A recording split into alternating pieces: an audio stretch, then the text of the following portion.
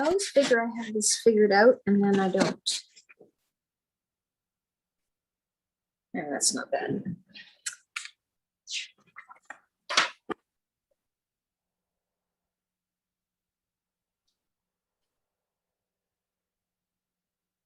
One, two, three.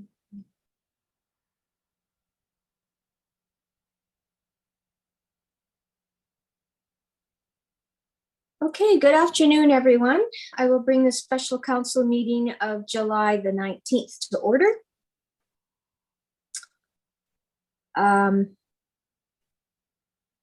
Deputy Corporate Officer, are there any late items to introduce? Thank you, Madam Mayor. There is a request for a late item for a notice of motion to be considered after item 4.4. Thank you. Great. So with that amendment, could I have someone bring forward approval of the agenda, please? Councillor Trainer and Councillor Barkwell, all in favor? Thank you. So moving right on to business items, many of them are simply for adoption, beginning with 4.1, the zoning bylaw amendment, agritourism accommodation bylaw number 2021-020, and the business license bylaw amendment for agritourism accommodation bylaw number 2021-028, and fees and charges amendment for also for agritourism accommodation bylaw number 2021-030. Is there any discussion on this, or are we ready to adopt these amendments?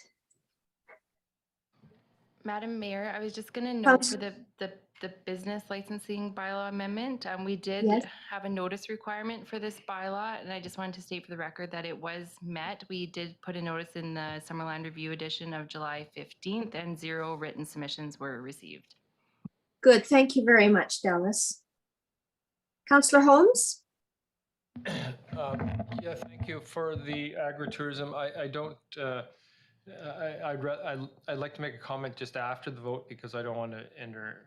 I just have a question and I don't want us to have any new information to screw the vote up. But I just have a question afterwards, if I may. Okay, thanks for letting me know. Are you, will you be bringing that motion to the floor then? Sure. Great, thank you. And the seconder? I can't see everyone until you turn your mic on, so you'll have to let me know. Seconded, Madam Mayor. Thank you, Councillor Van Elfen. Is there any discussion on this adoption? Councillor Holmes? Yeah, thank you. I was just wondering how many agritourism businesses we might have in Summerland right now currently. So how many people would be able to take advantage of this immediately? Do we know that? Brad? Yeah, if I may, through the chair, through Councillor Holmes, we don't have a record of agritourism businesses currently in the district, which we know of a few of them that are already operating, but there isn't that much that are currently operating. But you can expect probably a growth of these type of activities occurring on agricultural land if it also allows for the accommodation piece of it. I think that we can expect some people to consider having more agritourism activities moving forward. Okay, thank you.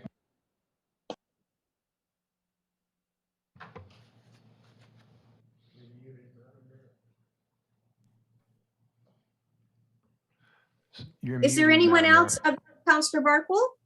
Yes, I was just wondering about this date for reporting back. I thought in our discussion that we were interested in a report after the season, after the the 2022 camping season. So, October or something like that. Graham, could I have you speak to that, please? Yeah, thank you, Worship, and through to Councillor Barkwell. We do recollect Council's conversation on that. So the intent is to still effectively run the program through October regardless. But there's also an October election, and Councillor Holmes had raised this in discussion last meeting, that just wanting enough runway time to make a proper assessment and either continue or discontinue the program. So what we're recommending is, in accordance with the idea of a one-year review, a year from now, we would do the review based on the information at that time. And then if there was merit in continuing the program, it would just continue because the bylaws already, changes will have been made if adopted today. If in fact the program needs amendment, amendments could be made. And if it need to be discontinued, there'd be enough runway for council to do so before an October 2022 election. So it's still a full one-year pilot. If it was discontinued, it would give participants notice that as of October 2022, the program would be discontinued. So a little bit of a notice period there. Thank you, Graham. Councillor Barkwell, you're okay with that?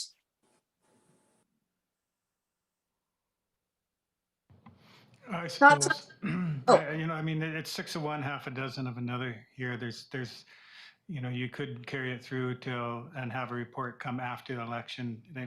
There wouldn't be any activities in the winter. People would have plenty of notice for the 23 season.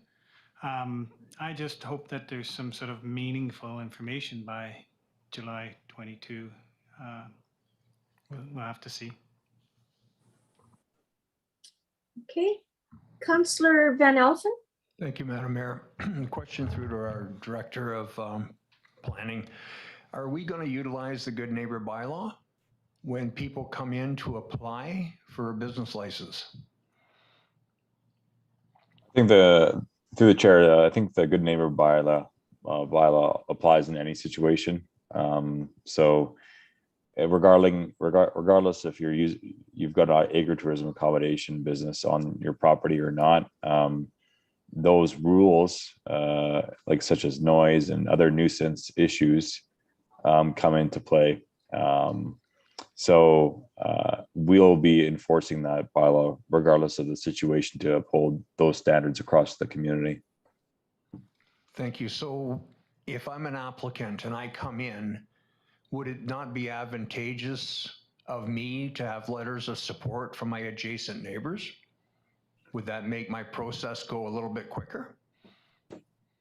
For sure, it would. And that is something that we are recommending as part of the business license bylaw amendment that's before council here for adoption today, is to provide neighborhood notification. That isn't the same as letters of support, but at a minimum, we are requiring you as an operator, potential operator, to notify your neighbors before we will issue a license.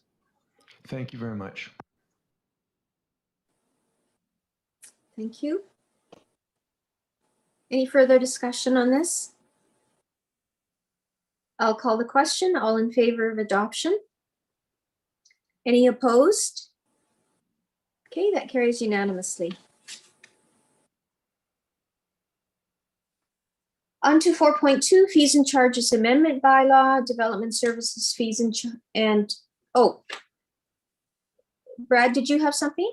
Yeah, I just want to clarify with the corporate officer, was there one motion or was there 4 separate resolutions required here for this one, for agritourism?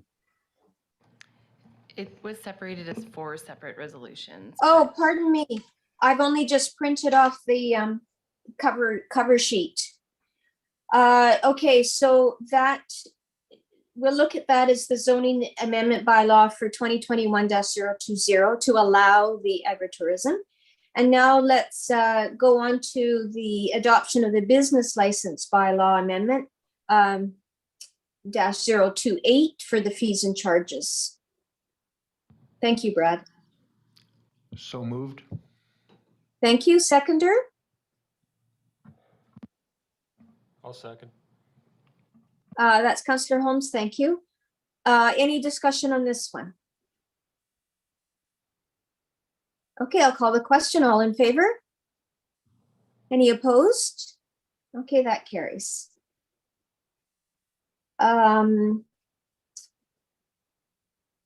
And now the fees and charges bylaw amendment number 2021-030 to accommodate the issuance of business licenses for this accommodation. So moved. Thank you, Councillor Holmes. Seconder? Seconded, Madam Mayor. Thank you, Councillor Van Elfen. Any further discussion? All in favor? Any opposed? Thank you, that carries. Now, you were mentioning there were 4. Is there another one that I'm missing, Brad? Yeah, the last one that we were recommending is direction formally to come back to council on July 2022 with a report of the results of the agritourism accommodation use being included in the zoning bylaw. Okay, thank you. Someone willing to bring that forward? So moved, Madam Mayor. Thank you, Councillor Van Elfen. Seconder? Councillor Trainer, thank you. Any further discussion on this date? All in favor? Any opposed? Great, that carries. Thanks for keeping me on track, Brad.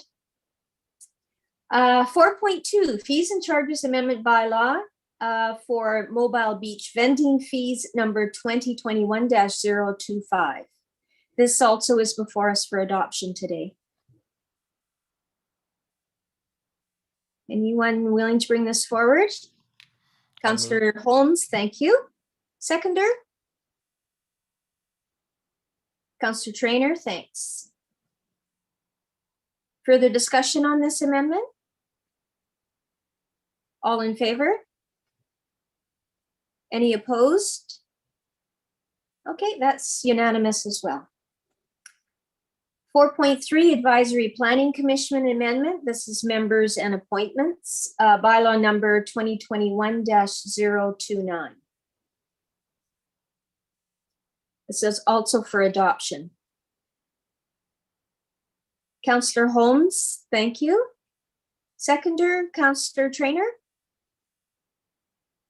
Oh, good, thank you. It's very hard to see. Everybody is so tiny. And further discussion on this one? Okay, all in favor? Any opposed? Okay, that carries as well. Now on to 4.4, electrical vehicle charging station usage. This is a request that came up in a previous meeting. And I believe Jeremy Storvold is speaking to this.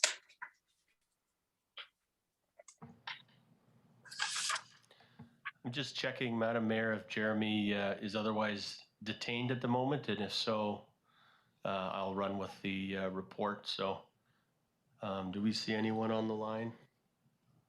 Sorry, anyone on Jeremy on? No, I don't think Jeremy's able to make it. So this just stems back from a July 12th conversation, the last regular meeting of council, at which time there was a question as to the electrical vehicle charging station usage and associated revenues, Madam Mayor. And so throughout 2020 and 2021, as council knows, it's been a priority to move forward with these charging stations. There's a couple of different kinds of stations, a level 2 and a level 3, one being faster than the other. Obviously, that's the level 3. And associated rates with those, $2 for the level 2 and $18 per hour for the level 3 respectively. And so our report outlines for council various and sundry locations where these are located, from Memorial Park, downtown area, Lower Town, Turner Street, and Municipal Hall, and then an associated attachment which does provide the sort of a report card for council according to usage and according to revenue.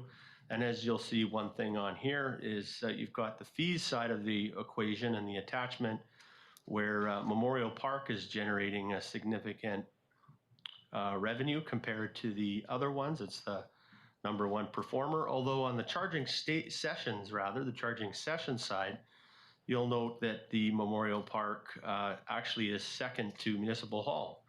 And so I believe what's happening there, is the Memorial Park usage is the level 3 revenue generation. So although there's less charging sessions, that's generating more revenue. And other than that, I think the report is self-explanatory. Ultimately, from January 1st to June 30th, 2021, we've seen 419 sessions and fees in the order of about $1,500, and some usage continuing as the program becomes more well known. You'll note that we also have recently installed the sort of the groundworks, I guess you could call them, a logo with the charging picture to make those spaces very aware to the public, and continue our community messaging and wayfinding signage to make the public aware. Recently, the government of BC has announced a very significant movement towards the use of electric vehicles over the next particularly 10-year period and onward. And so having an infrastructure in place in order to accommodate the traveling public that starts to switch to electric vehicles for the benefits of their personal pocketbooks, perhaps, but also for the environment, is a wise choice, and we're certainly happy to lead in it. And with that, I'll just pause and see if there's any questions on the report. Thank you. Councillor Holmes. Yeah, thank you. So just a couple of questions, a couple of things I would have liked to have seen is how does the revenue break out between level 2 and level 3 chargers? So what are we getting the revenue from between those two, and also what the usage is of the level 2 chargers compared to before we were charging for their use, and just to know, is it, what's been happening with that? Have they been used as much as they were before, or has there been a drop off? So I'd be curious to know those.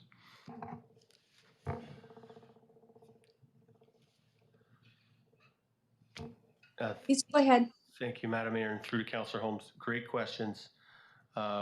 What we can do, I don't have that at my fingertips today, but certainly for the next cycle of reporting on this, we can include that information, as we do intend to kind of build this into our regular operational reporting to Council.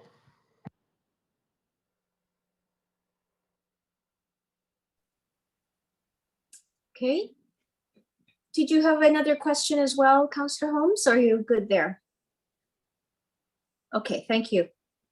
Any other questions? All right. Could I have somebody receive this for information, please? So moved, Madam Mayor. Thank you, Councillor Van Elfen. Seconder? Councillor Holmes, thank you. Any further discussion on this? It's good to see that those are being used. I've never seen anyone at the Turner Street location, so obviously it's generating a little bit of revenue and people are slowly picking up on it, so that's great. Okay, I'll call the question. All in favor? Any opposed? Thank you. And now for item 4.5, and I will turn the floor over to Councillor Barkwell. Thank you, Madam Mayor. As all of you are aware, a developer is gathering public opinion concerning a proposed marina development anchored at the Oasis waterfront development and extending largely in front of the Summerland Rackets Club. Currently, the zoning of the water would permit a marina, and the only input the District of Summerland would have is a referral from the provincial government. However, if we initiate the rezoning process to rezone the water from WZ3 to WZ1, which does not permit marinas, it would trigger a public hearing, and we could hear from the public concerning the merits of the proposal. If council felt there was a public support for the proposal, we could just fail to pass the rezoning. And if we felt there was public opposition, we could carry through and change the rezoning to WZ1. I'll note at this point that our Parks and Recreation Master Plan, item 4-16, proposes a long-distance swim lane from Peach Orchard Beach to Gordon Biggs Rotary Beach. A marina may not be compatible with this plan. At our next council meeting, which is August 9th, I will be putting forward a resolution that will direct staff to prepare the appropriate bylaw change and an accompanying report to be presented at our August 23rd meeting, or as soon as practical thereafter. I hope someone will second my motion when I present it at the next meeting, and that council will see fit to pass it so we can consider whether the community desires a marina at that location. So that's my notice of motion. Thank you, Councillor Barkle. If I could ask the Deputy Corporate Officer, this is all that needs to be done at this point, or do we need to get it onto, do we need to vote to have this brought forward further onto the August 9th agenda? This is all that needs to be done at this point, Madam Mayor. That's what I thought. Thank you, Councillor Barkle, for bringing that forward. And we'll make sure it's on the next August 9th agenda. Okay, now we will move into the closed meeting. We could have a resolution for that, please. Councillor Holmes, thank you. And Councillor Van Elfen is seconding. All in favor?